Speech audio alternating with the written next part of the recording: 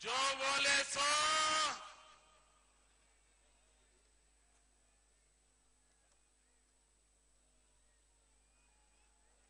परम आदरणीय पंजाब के लोकप्रिय मुख्यमंत्री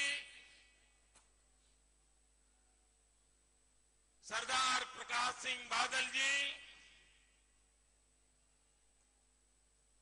यहां के उप मुख्यमंत्री, जुझारू युवा नेता, मेरे मित्र सरदार सुखबीर सिंह जी, भारतीय जनता पार्टी के राष्ट्रीय अध्यक्ष आदरणीय राजनाथ सिंह जी, प्रदेश भारतीय जनता पार्टी के अध्यक्ष श्रीमान कमल जी, यहां के प्रभारी हिमाचल के पूर्व मुख्यमंत्री श्रीमान शांता कुमार जी, मंच पर विराजमान शिरोमणि अकाली दल एवं भारतीय जनता पार्टी के सभी वरिष्ठ नेतागण और विशाल संख्या में पधारे हुए इस वीर भूमि के मेरे बहादुर पंजाब के भाइयों और बहनों, वाहेगुरु जी का खालसा, वाहेगुरु जी की फतेह। और आज जब हम इस फतेह रैली में एकत्र आए हैं तो आपके आशीर्वाद न सिर्फ राजनीतिक फतेह के लिए, लेकिन हमारी भारत मां विश्व गुरु बने, ये सिद्धि प्राप्त होने के लिए ये फतेह रैली में आपके आशीर्वाद बहुत बड़ी ताकत बन करके उभरने वाले हैं। भाइयों बहनों, पंजाब के साथ मेरा विशेष नाता रहा है, गुजरात का विशेष नाता रहा है।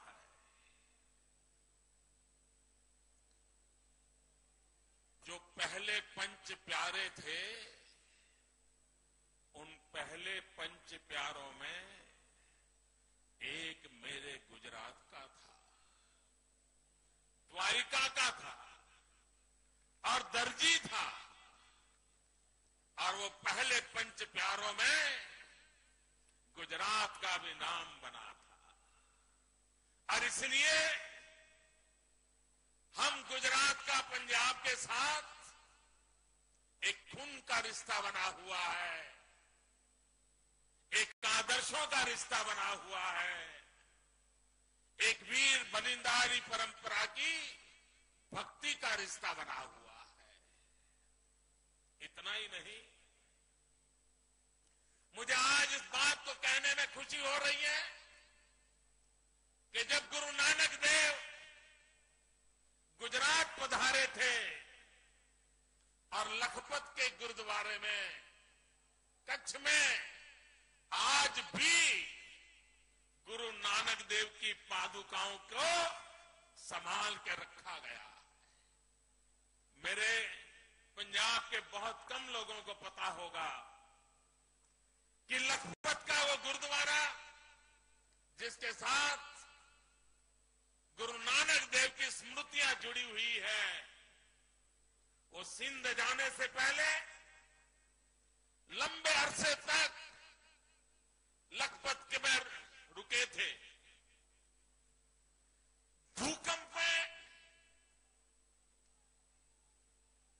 ये हमारा गुरुद्वारा नष्ट हो गया, बहुत बड़ा नुकसान हुआ। और भूकंप के बाद मुझे वहां मुख्यमंत्री काम के नाते जाने का जिम्मा मिला। और जैसे अभी सुखबीर जी बता रहे थे, मैं इसी इसी धरती पर काम कर रहा था और यहीं से मुझे नया दायित्व आया था और इसलिए यहां का दायित्व छोड़ करके वहां गया था। जब मैं मुख्यमंत्री के रूप में वहां गया और सबसे पहले मैंने कच्छ के भूकंप पीड़ितों की सेवा का काम आरंभ किया और तब जाकर के लखपत में ये गुरुद्वारे की दुर्दशा देखी। भूकंप के कारण वो टूट चुका था। भाइयों बहनों, हमने इस विषय के जानकार लोगों को बुलाया और मन में ठान ली कि ये पूरी मानव जात की एक अनमोल विरासत है। ये सिर्फ गुरुद्वारा नहीं है, ये गुरु नानक देव की स्मृतियों से जुड़ा हुआ है। हम दोबारा वैसा ही गुरुद्वारा बनाएंगे। जिस प्रकार का आर्किटेक्चर था, जिस प्रकार की मिट्टी का उपयोग किया गया था, जिस प्रकार से हर काम को बारीकी से सदियों पहले किया गया था, वैसा ही किया जाएगा। इसके लिए हमने गुजरात बाहर से एक्सपर्ट बुलाए। उस समय की उस प्रकार की मिट्टी कैसे प्राप्त हो सकती है, उसका संशोधन किया और भाइयों बहनों, वैसा ही गुरुद्वारा हमने पुनर्निर्माण किया और आज उसको दुनिया की विरासत के अंदर स्थान मिला है। एक ग्लोबल हेरिटेज के रूप में उसको माना जाता है। बोले सो निहाल। भाइयों बहनों, मेरा कच्छ ये तो रेगिस्तान रहा है, बंजर भूमि है, पानी भी नहीं है। वो दिन थे, लेकिन यही पंजाब से मेरे किसान भाई बहन उस लखपत के इलाके में आकर के बसे और आज भी उन मेरे पंजाब से आए हुए सिख किसान भाइयों बहनों की पुरुषार्थ से पाकिस्तान की सीमा का वो मेरा इलाका आज हरा भरा बन गया है। पूरी हरियाली है, वहां खेत लहलहाते दिखाई दे रहे हैं। भाइयों बहनों, कुछ लोग अपप्रचार कर रहे हैं, झूठ फैला रहे हैं, विश्व भर में फैले हुए हमारे सिख भाइयों बहनों को गुमराह करने का प्रयास कर रहे हैं। मैं आज इस पवित्र धरती से आवाहन करता हूं, घोषणा करता हूं, भाइयों बहनों, गुजरात पर जितना अधिकार नरेंद्र मोदी का है, उतना ही अधिकार हर हिंदुस्तानी का है। हर हिंदुस्तानी का अधिकार है। भाइयों बहनों, बादल साहब हमारे यहां कृषि महोत्सव का उद्घाटन करने के लिए आए थे और कच्छ के अंदर किसान जो है हमारे सरदार, वो सारे सिख किसान बादल साहब से मिलने आए थे। उन्होंने हर एक के साथ व्यक्तिगत बात की थी और भाइयों बहनों, वो झूठ का पुलिंदा जो चल रहा था, उसकी हवा निकल गई थी। और भाइयों बहनों, मैं विश्वास दिलाना चाहता हूं कि कच्छ की धरती पर और गुजरात की धरती पर खेती के काम में लगा हुआ मेरा कोई भी सिख भाई, उसको कभी भी गुजरात छोड़ने की नौबत नहीं आएगी। इतना ही नहीं, अगर कोई अफसर गलती करेगा वो अफसर जाएगा, लेकिन मेरा सिख किसान गुजरात से नहीं जाएगा। ये मैंने पहले से तय किया है और आज मैं दोबारा उसकी घोषणा करता हूं। भाइयों बहनों, झूठ फैलाने वाले, लोगों को गुमराह करने वाले देश की एकता को बहुत बड़ा नुकसान करते हैं। हमारा देश विविधताओं से भरा हुआ है। हर जाति के, हर कौम के, हर पहनवेश के, हर भाषा के लोग ये हिंदुस्तान बनाते हैं। और इसलिए आज से तो हिमाचल, कश्मीर से कन्याकुमारी, ये देश एक है।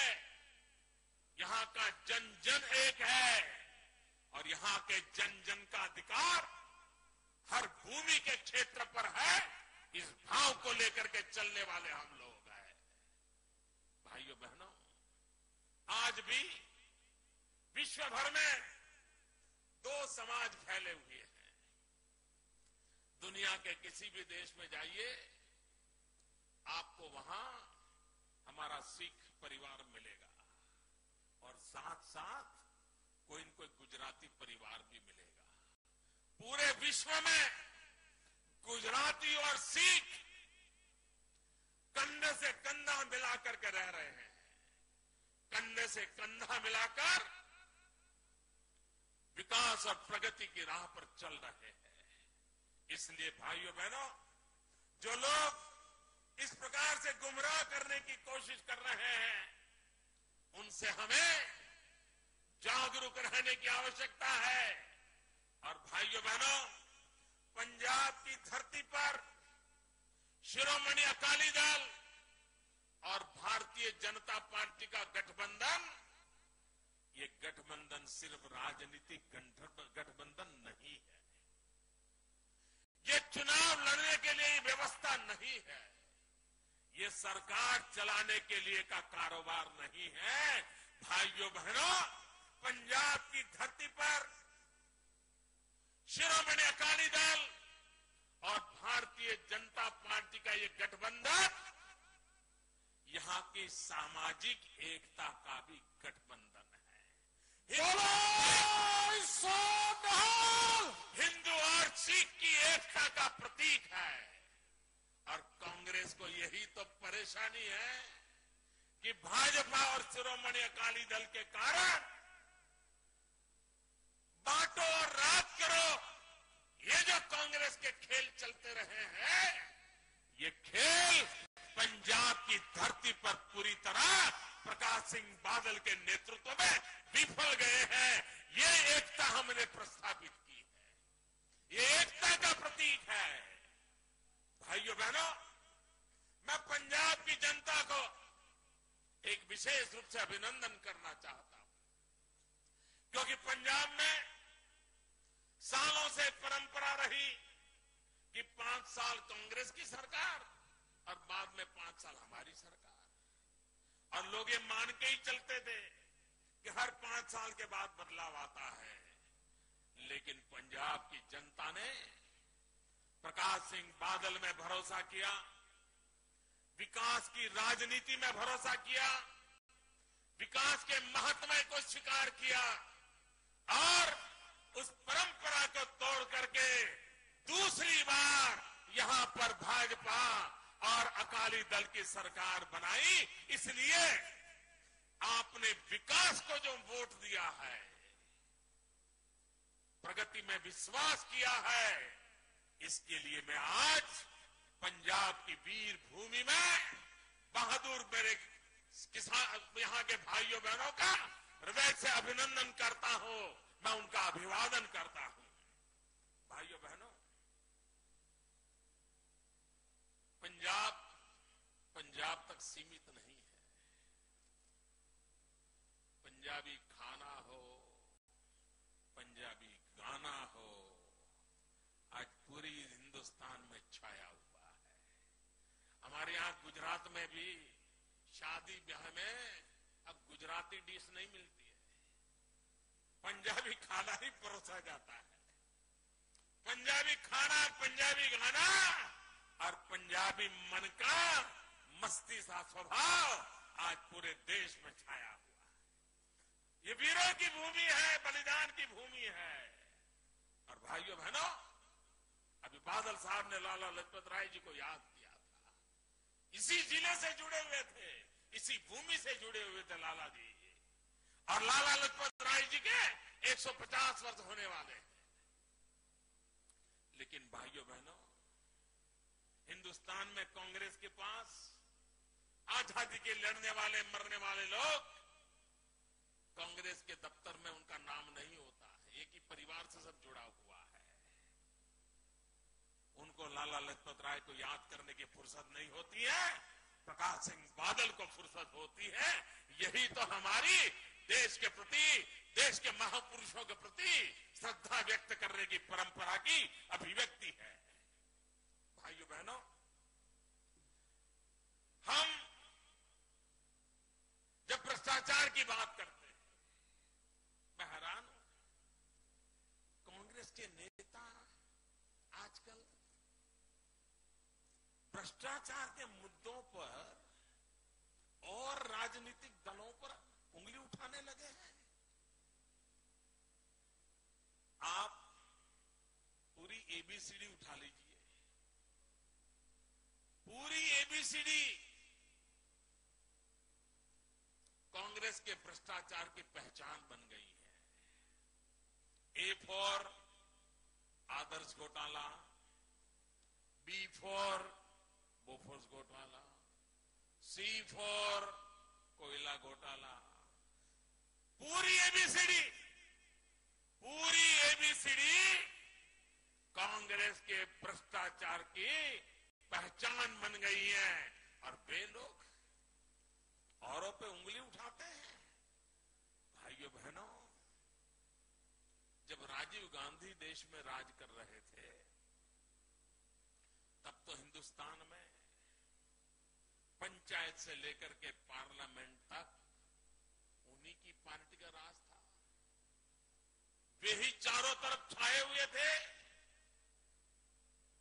और किसी दल को कहीं कुछ नसीब नहीं हुआ था। ऊपर से नीचे तक कांग्रेस ही कांग्रेस छाई हुई थी। और तब राजीव गांधी ने कहा था कि दिल्ली से 1 रुपया निकलता है तो गांव पहुंचते पहुंचते 15 पैसे हो जाते हैं।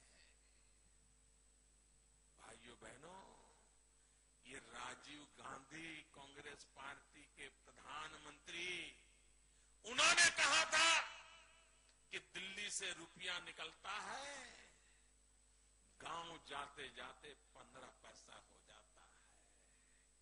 मैं पूछना चाहता हूं, ये वो कौन सा पंजा था जो रुपये को घिसता था और रुपया 15 पैसे में पलट जाता था? वो कौन सा पंजा था? भाइयों बहनों, मेरा यह सौभाग्य रहा है क्योंकि मैं सालों तक संगठन का काम करता था। शासन क्या होता है, सरकार क्या होती है, सरकारी कारोबार क्या होता है, मुझे कोई ज्यादा ज्ञान नहीं था, समझ नहीं थी।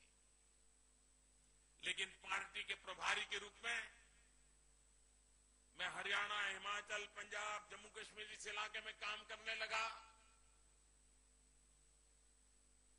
बादल साहब को निकट से काम करते देखा, उनके एक साथी के रूप में यहां काम करता था। शासन वो कैसे चलाते थे, लोगों से कैसे मिलते हैं, प्यार से कैसा कारोबार चलाते हैं, अफसरों का भी कैसा आदर करते हैं, ये चीजें मैंने बारीकाई से देखना शुरू किया। हिमाचल में शांता कुमार जी को देखा, धूमल जी को देखा, हरियाणा में चौधरी देवीलाल जी को देखा, चौधरी बंसीलाल जी के साथ काम किया। अरे इतना ही नहीं, जम्मू कश्मीर में फारूक अब्दुल्ला जी के साथ भी काम किया। इस इलाके के सभी सरकारों को उस समय मुझे बहुत निकट से देखने का अवसर मिला। लेकिन तब मुझे पता नहीं था कि कभी ऐसा काम मेरे जिम्मे भी आ जाएगा। लेकिन यहां से मैं जो सीख करके गया था, बादल साहब जैसे वरिष्ठ नेताओं से जो सीखने की मेरी कोशिश की थी, समझने की कोशिश की थी, वो मुझे गुजरात में जाकर के सरकार चलाने में बहुत काम आई है। और एक प्रकार से इन बड़ों के साथ रहते रहते, उनकी उंगली पकड़ करके चलते चलते हमने शासन में रहते हुए समाज सेवा के संस्कार पाए हैं। और इसलिए भाइयों बहनों, यहीं से मैंने जो शिक्षा दीक्षा पाई है, त्यागी बलिदानी गुरु परंपरा से जो शिक्षा दीक्षा पाई है, और अब जो दायित्व मिला है, तो भाइयों बहनों मैं भी एक सिपाही हूं, सिपाही। और मैं आपको विश्वास देता हूं, मैं दिल्ली में आप मुझे जो जिम्मेवारी देंगे, वो आपकी नजरों में तो प्रधानमंत्री होगा, दुनिया भी उसको प्रधानमंत्री मानेगी, संविधान भी उसको प्रधानमंत्री कहेगा, लेकिन मैं आपको विश्वास दिलाता हूं, मैं वहां चौकीदार के नाते बैठूंगा। मैं वहां चौकीदार के रूप में बैठूंगा। और मैं आपको विश्वास दिलाता हूं, मैं कभी हिंदुस्तान की तिजोरी पर किसी पंजे को पड़ने नहीं दूंगा। ये मैं आपको भरोसा देता हूं।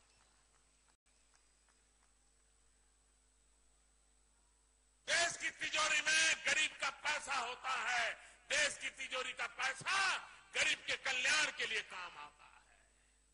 और भाइयों बहनों, आज इस गुरु परंपरा की महान भूमि में मुझे पगड़ी पहनाई गई है, बादल साहब ने पगड़ी पहनाई है। भाइयों बहनों, अब मेरा दायित्व बन जाता है इस पगड़ी की इज्जत बढ़ाना। ये पगड़ी की इज्जत बढ़ाना, ये हमारा दायित्व बन जाता है। किसी और ने बढ़ाई और न बढ़ाई हो, मैं बढ़ा करके रहूंगा, ये वादा करता हूं। मैं वादा करता हूं आपको, मैं उस त्याग तपस्या की परंपरा को निभाऊंगा। मेरे पंजाब के भाइयों बहनों, आपने जो प्यार दिया है, वैसा ही देश फलेगा फूलेगा, गांव का किसान सुखी होगा। भाइयों बहनों, पंजाब में एक बड़ा अद्भुत संयोजन हुआ है, और मैं मानता हूं ये मॉडल बहुत बढ़िया है। बादल साहब जीवन भर अगर 10 मिनट बात करो तो 10 बार किसान बोलते हैं।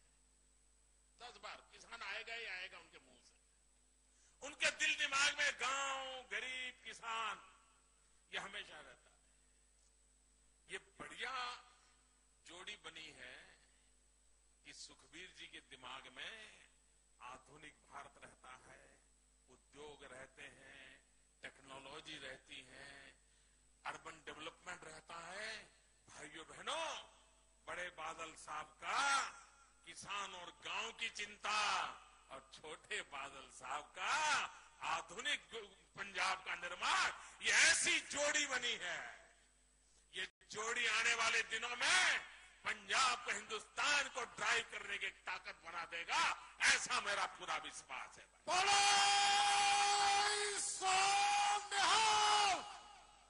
और इसी सोच का परिणाम है कि अभी यहीं पर देश भर के उद्योगपतियों को बुला करके एक सफलतापूर्वक इन्वेस्टमेंट का प्रयास किया गया।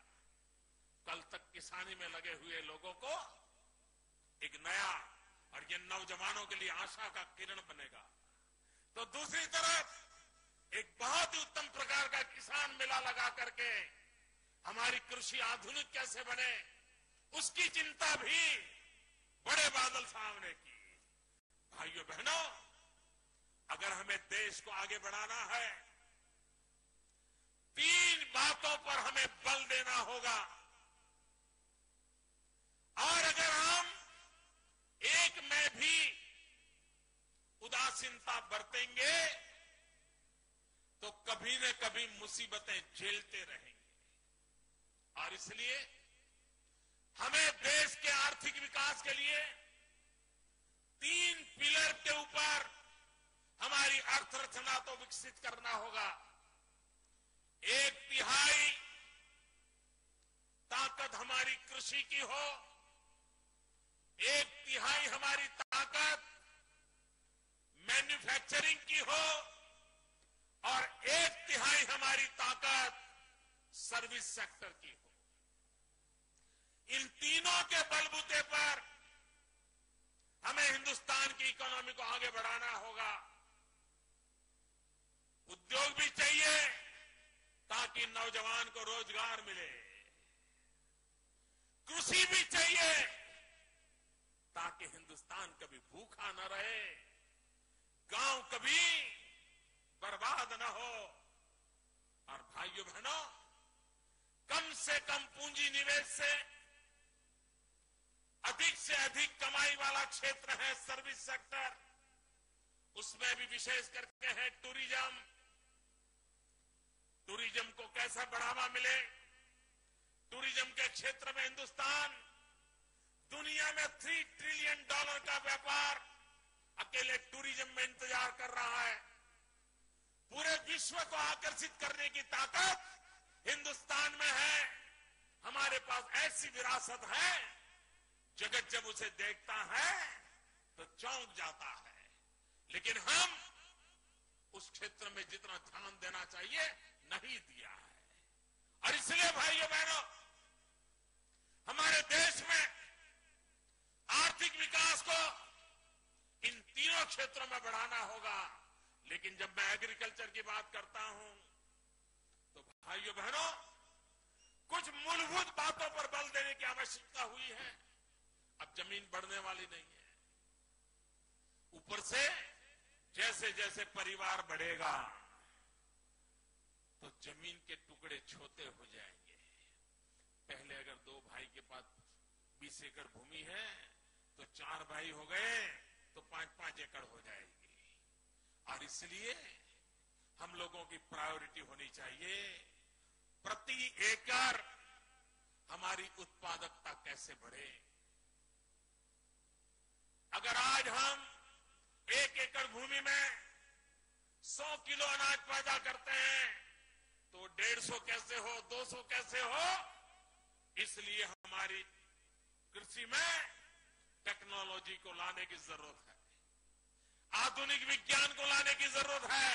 और बादल साहब ने अभी जो कृषि मेला लगाया था वो उसी दिशा का एक उत्तम प्रयास था, ताकि हम हमारी कृषि को आधुनिक बना पाए, टेक्नोलॉजी को हम लाएं। उसी प्रकार से कृषि के साथ मूल्य वृद्धि अब जरूरी हो गई है। अगर हम वैल्यू एडिशन नहीं करेंगे तो हमारा किसान बर्बाद हो जाएगा। उसके पास जो है उसमें वैल्यू एडिशन होना चाहिए। वो टमाटर बेचेगा तो कम पैसा मिलेगा, लेकिन अगर टमाटर का केचप बना करके बेचेगा तो ज्यादा पैसा मिलेगा।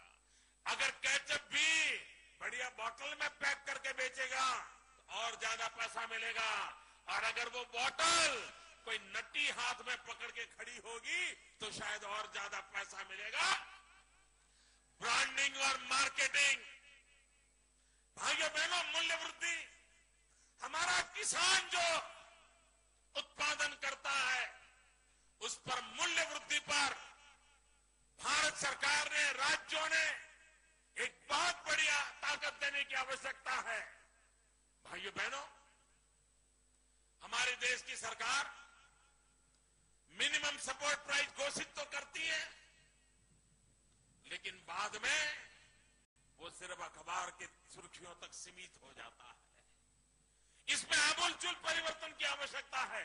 अगर हम हमारे किसान का भला करना चाहते हैं, अगर हमारा किसान जो उत्पादन करता है उसको बर्बाद नहीं होने देना चाहते, हमारे किसान को बर्बाद होने नहीं देना चाहते, तो भारत सरकार का जो एफसीआई है, फूड कॉरपोरेशन ऑफ इंडिया, इसके 3 हिस्से करना बहुत जरूरी लगता है मुझे।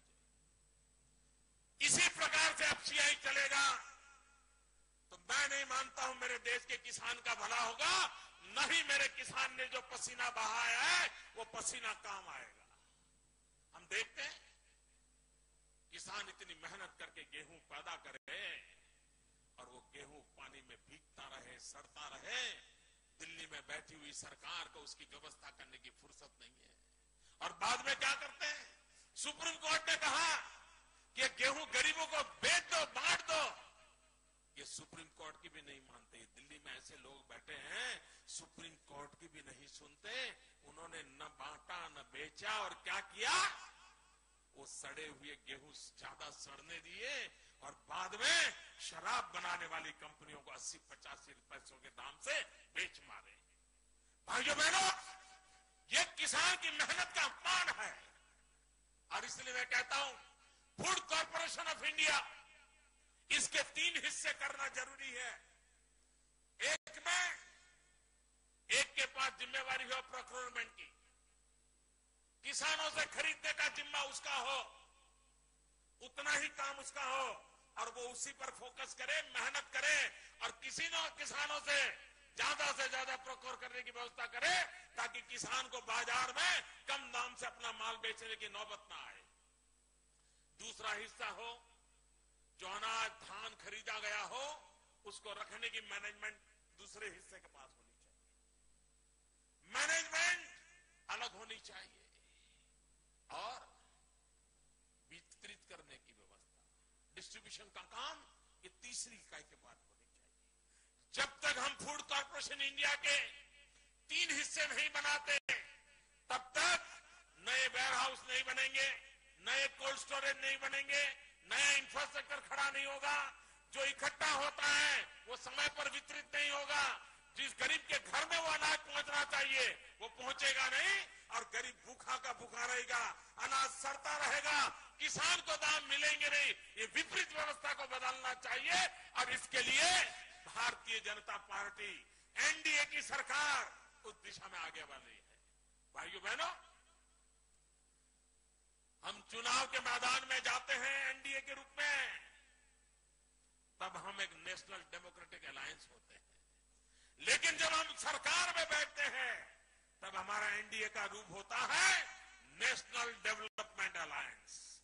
चुनाव के मैदान में एनडीए नेशनल डेमोक्रेटिक अलायंस के रूप में जाता है, सरकार में एनडीए नेशनल डेवलपमेंट अलायंस के रूप में काम करता है, क्योंकि हमारा एक ही मकसद है, विकास। विकास के बिना भाइयों बहनों हम कभी भी प्रयोग नहीं कर सकते। भाइयों बहनों, ये हमारा इलाका, चाहे हिमाचल हो, हरियाणा हो, पंजाब हो, इधर राजस्थान का इलाका हो, ये हमारी वीर भूमि है। कोई परिवार ऐसा नहीं होगा जिसके परिवार में से कभी न कभी किसी ने सेना में सेवा न की हो, युद्ध की भूमि में जाने का अवसर न आया हो, मां भारती की रक्षा न की हो। ऐसे गांव, ऐसे परिवार बहुत कम मिलेंगे। भाइयों बहनों, हमारे सेना के जवानों की एक मांग रही है 1 रैंक 1 पेंशन, और ये दिल्ली में बैठी हुई सरकार हमारे सेना के जवानों के साथ हमेशा खिलवाड़ करती रही है। मैं मीडिया के मित्रों से प्रार्थना करता हूं, आप जरा इतिहास पर गौर कीजिए। इसके पहले बजट के समय कांग्रेस की सरकारों के वित्त मंत्रियों ने कितनी बार 1 रैंक 1 पेंशन की घोषणाएं की है, बार बार घोषणाएं की है।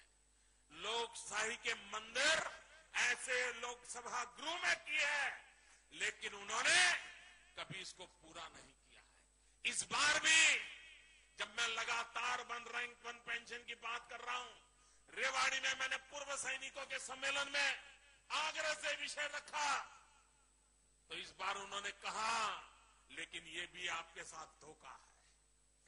पहले भी ऐसे वादे किए गए लेकिन पूरा नहीं किया है।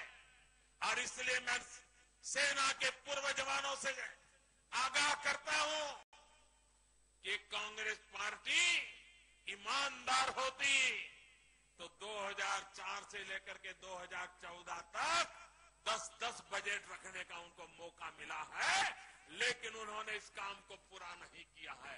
और इसलिए भाइयों बहनों, अटल बिहारी वाजपेयी अगर 2004 में उनकी सरकार बन गई होती, मैं दावे से कहता हूं 1 रैंक 1 पेंशन का काम पूरा हो गया होता।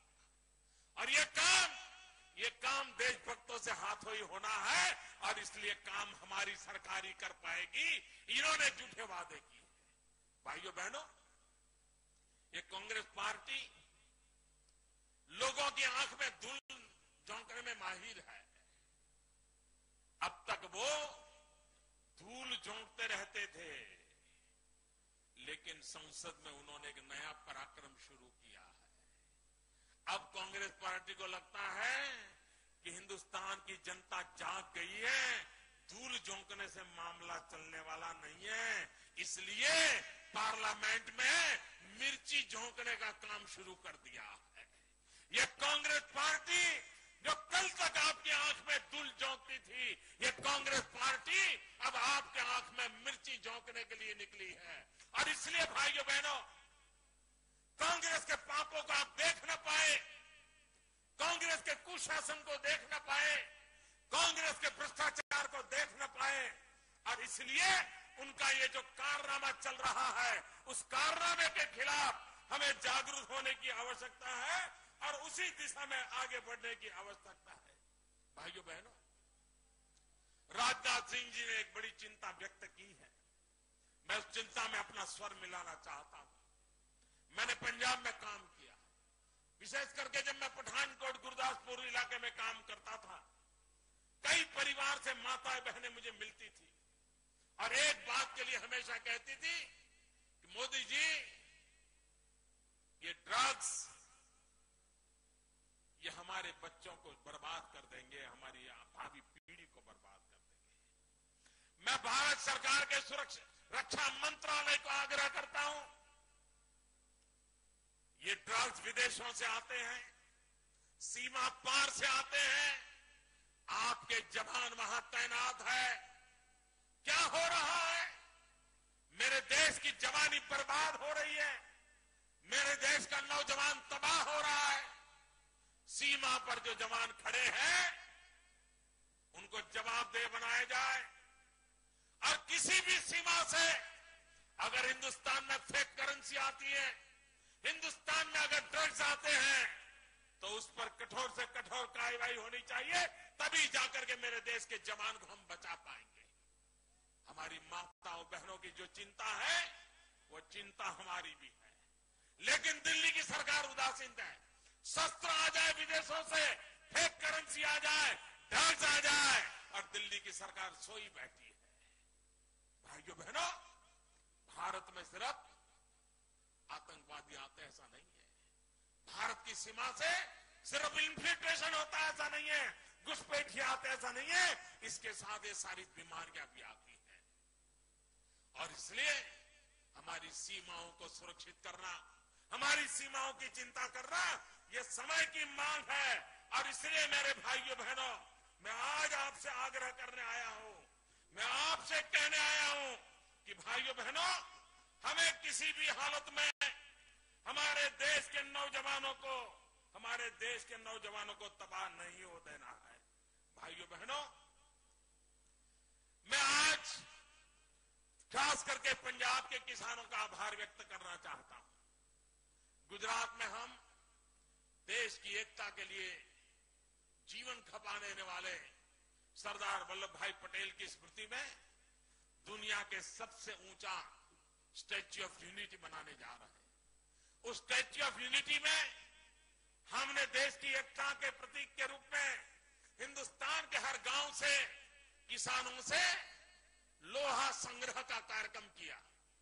हर गांव से किसानों से कहा कि खेत में उपयोग में आए हुए औजार का, लोहार का टुकड़ा हमें गिफ्ट में दीजिए, उसी को मेल्ट कर करके इस बड़े प्रोजेक्ट में हम लगाएंगे। मैं बादल साहब का आभारी हूं कि इस प्रोजेक्ट की शुरुआत पंजाब में उन्होंने अपने गांव से की थी और अपने गांव से हमें एक लोहा भेजा था और बाद में पूरे पंजाब ने इस स्टैच्यू ऑफ यूनिटी के काम में हमें जो सहयोग किया है, गांव-गांव ने किया है, किसानों ने किया है, मैं उनका बहुत बहुत आभार व्यक्त करता हूं। भाइयों बहनों, आपने मेरा सम्मान दिया है और जब आज पंजाब से आशीर्वाद लेकर के मैं जा रहा हूं तब मैं इतना ही कहूंगा, देह शिवा बर मोहे इहे, देह शिवा बर मोहे इहे, शुभ कर्णम ते कबहू न टरू, शुभ कर्मन ते कबहू न टरू। इसी एक मंत्र के साथ मेरे साथ बोलेंगे, भारत माता की, भारत माता की।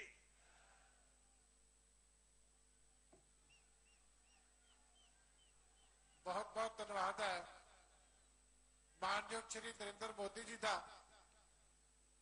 मैं दोवां पार्टियां दी सारियां सत्कारत शख्सियतां दा ਜਿਹੜੀਆਂ मंच ते विराजमान ने, सारे प्रेस वाले वीरां दा, सारे चल के आए दोवां पार्टियां दे वर्करां दा तहे दिल तो धन्यवाद करदा और सारियां नूं बेनती करदा कि सारियां ने लंगर गुरु का छक के फिर जाना। लंगर वाले महापुरखों का, बाकी सारे प्रबंधकों का, सेवादारों का, उन्हों का भी तहे दिल तो धन्यवाद करदा। लंगर गुरु के अटुट चल रहे ने, सारियां नूं बेनती है कि लंगर छक के जाना। सारियां सत्कारत शख्सियतां नूं भी बेनती है